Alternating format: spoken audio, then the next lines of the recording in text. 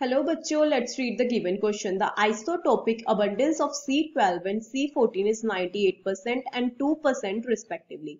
What would be the number of C14 isotope in 12 gram carbon sample? Option A 1.032 into 10 to the power 22.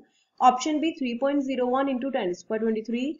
Option C 5.88 into 10 to the power 23. Option D 6.02 into 10 to the power 23. So here key point is average atomic mass. तो हम यहाँ पे सबसे पहले average atomic mass find out करेंगे. वो क्या होता है? Average atomic mass is equal to mass number into abundance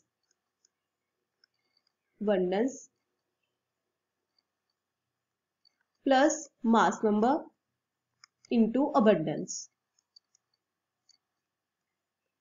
तो हमारे पास यहाँ पे मास नंबर है 12 इंटू अबंडेंस हमारे पास कितनी है 98%. सो 98/100 प्लस मास नंबर है हमारे पास 14 और अबंडेंस कितनी है 2%. तो यहां से हमारे पास आंसर आ जाएगा 12.04 ग्राम. अब उसके बाद हमें पता है 100 gram of carbon sample C14 will be 2 gram. Now 12.04 gram of carbon sample C14 will be, वो कितना हो जाएगा 2/100. मतलब पहले तो इसको डिवाइड में ले जाएंगे और मल्टीप्लाई कर देंगे 12.04 के साथ. तो ये आ जाएगा 0.24 ग्राम के इक्वल हमारे पास.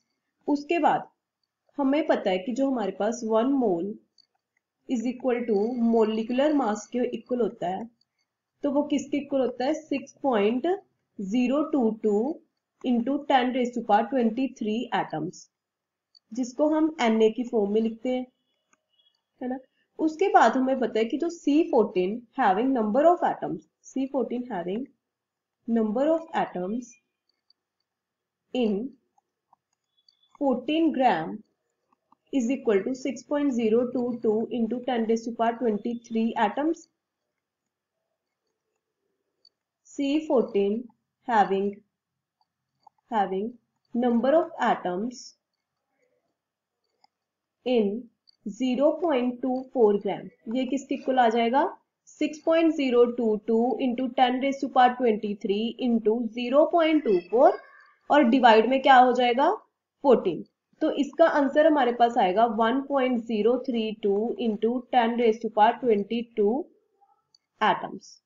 तो हमारा जो फाइनल आंसर हो जाएगा वो क्या हो जाएगा option A. I hope you understand the explanation. Thank you.